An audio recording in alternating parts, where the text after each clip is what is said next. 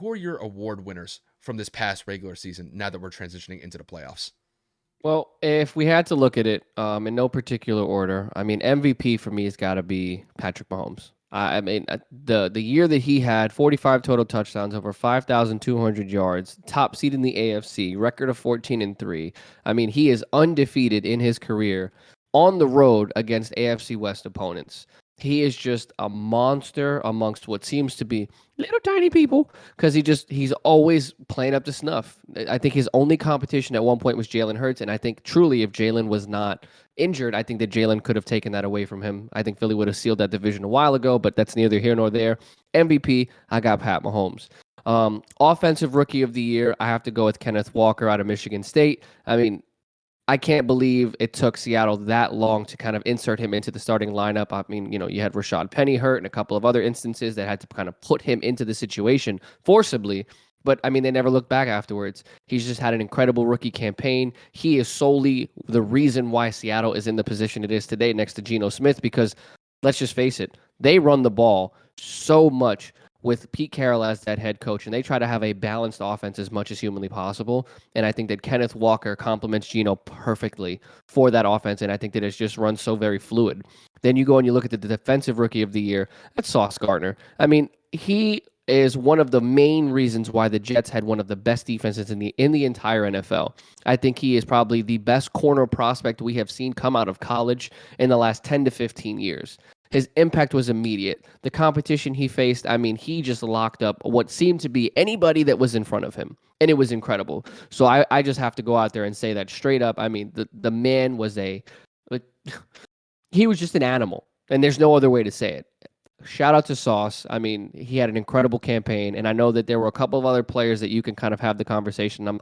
His name escapes me, but the corner in Seattle, if I'm not mistaken, Tyron Woolen or what's his name? Woolen. I I always don't know. I always forget. I don't know off the top of my head. Yeah, I'm literally looking up his name. I just have it clicked here, and of course, an advertisement's going to pop up. So you know what I'm getting at. Sauce is going to be that defensive rookie of the year. For me, head coach of the year has got to go to Kyle Shanahan. I mean, if it wasn't for Philly winning this game, the 49ers would have come back, won 10 games in a row, and solidified themselves as the number one team in the NFC. I mean, he did it not with one quarterback, not with two, but with three. A third string quarterback closed out the season with the league's best defense, and they are now poised to make a once again, deep playoff run for what seems to be the third or fourth year in a row. The San Francisco 49ers are absolutely no joke. They're probably the scariest team in the playoffs, and I include that with the Chiefs and the Bills and all those other teams as well. But when you look at what Kyle Shanahan has had to overcome, injuries to the entire team. I mean, George Kittle was injured at one point. Christian McCaffrey's been going through injuries. Deebo Samuel was hurt. Again, you lose Trey Lance at the beginning of the year. Jimmy Garoppolo goes down a couple of months ago, and then you have to insert the Mr. Irrelevant pick of Brock Purdy, who ends up having an incredible closeout to the year.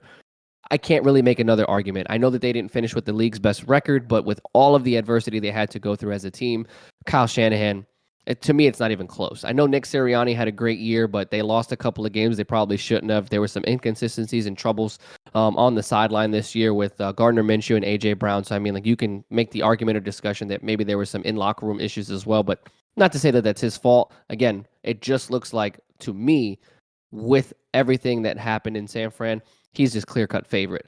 And then to kind of coincide with that, my defensive player of the year, Nick Bosa, 18 and a half sacks, leader of that defense.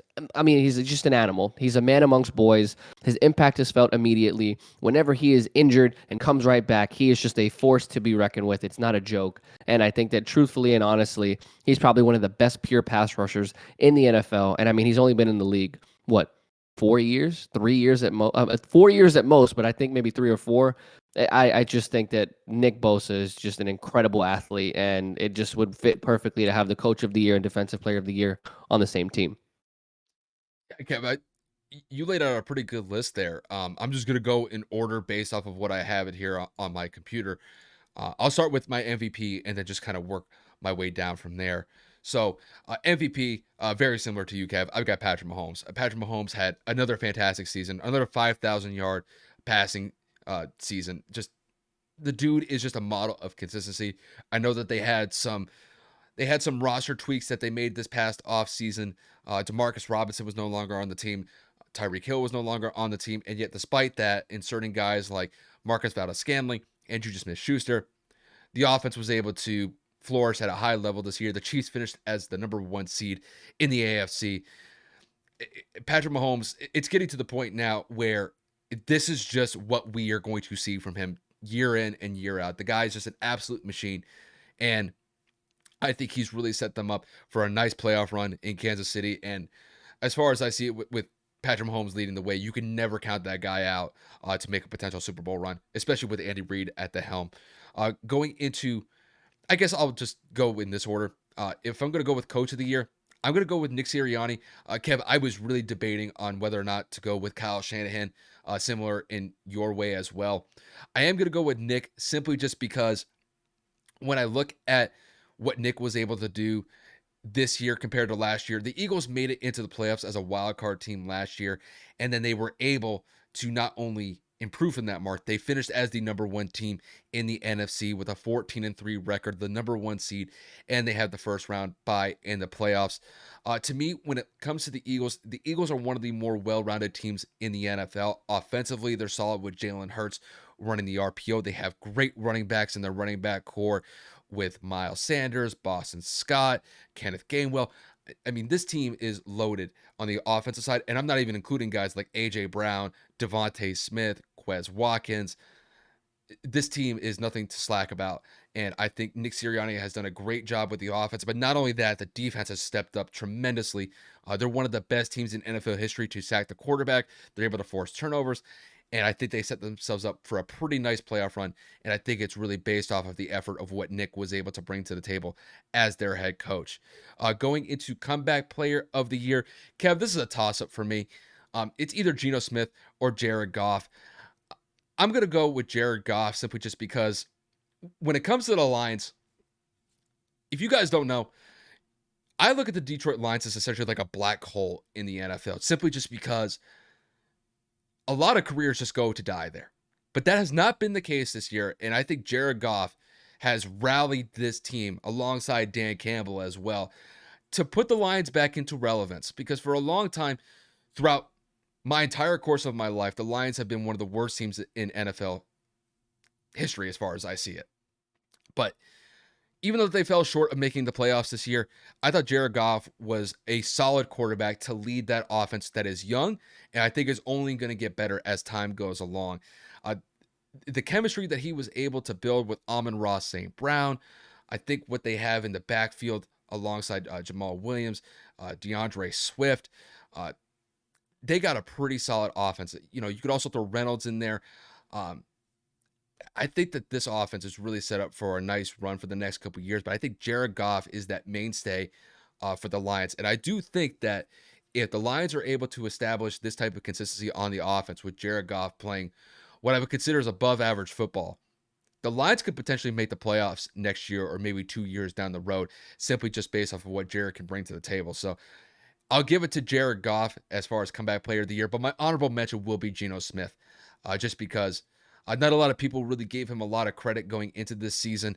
A lot of people wrote off the Seahawks as soon as Russell was traded to Denver, but Geno has kept that team afloat, and he's been consistent as far as I've seen this year.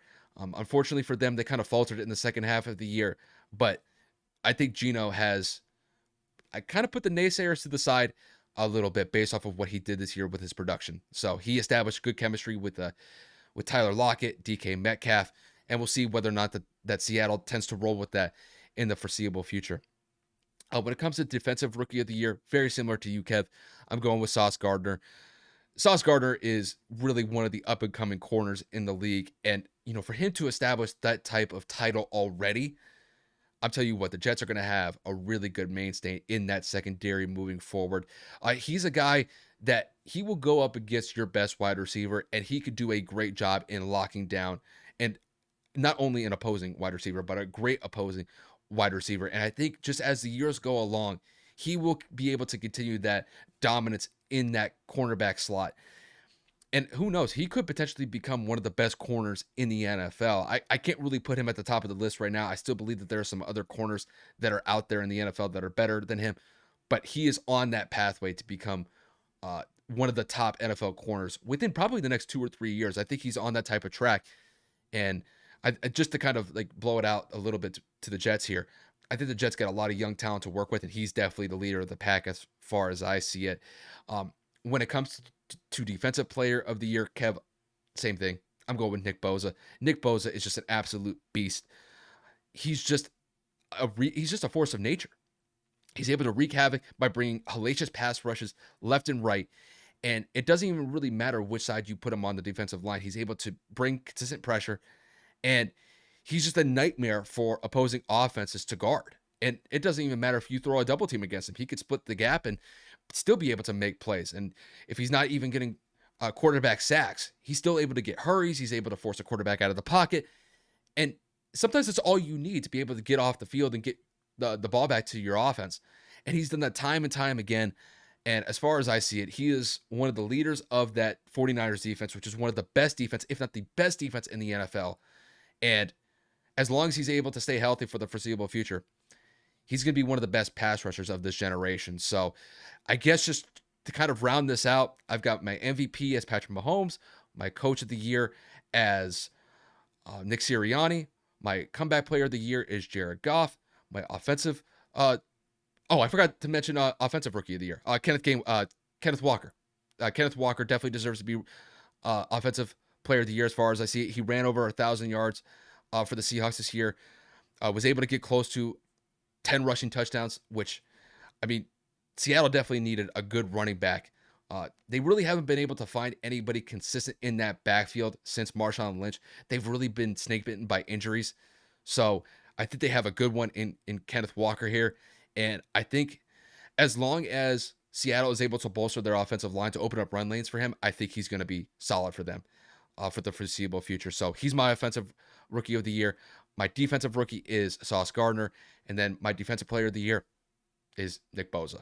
So that's my list. And Kev, I know it's a little bit similar to yours, but I had to kind of give Nick the coach of the year based off of what the Eagles finished at a 14-3 record. So I got to give him credit for that.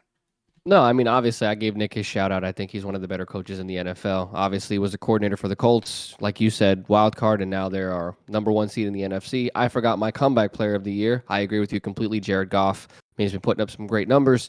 I think that offense continues to get better every year since he's been there. And of course, with the tandem of DeAndre Swift, Jamal Williams in the backfield, it's a great compliment for them. The defense just needs to be improved, man. I know the Detroit Lion fans say that every year. It's like the offense is good, solid. I mean, obviously they had Megatron, a Hall of Famer. They had, Matt Stafford, arguably the best quarterback, if not the best quarterback in Lions history. For the most part, I'm just looking at it like, man, if they could just tweak that defense just a little bit to get some big stops. I know they have Hutchinson, Okuda, and a couple of other young key pieces, but they just need a little bit more, and the Lions can contend. Dan Campbell has shown this season they will run through not just a brick wall, but they will run through a steel mill head first for that man. And I mean, if you have a coach like that, you have an offense that can move the ball, just got to get a defense. Once Yep. you get a defense, they can contend not only in the division, in the NFC as a whole. So I look forward to see what they can continue to produce.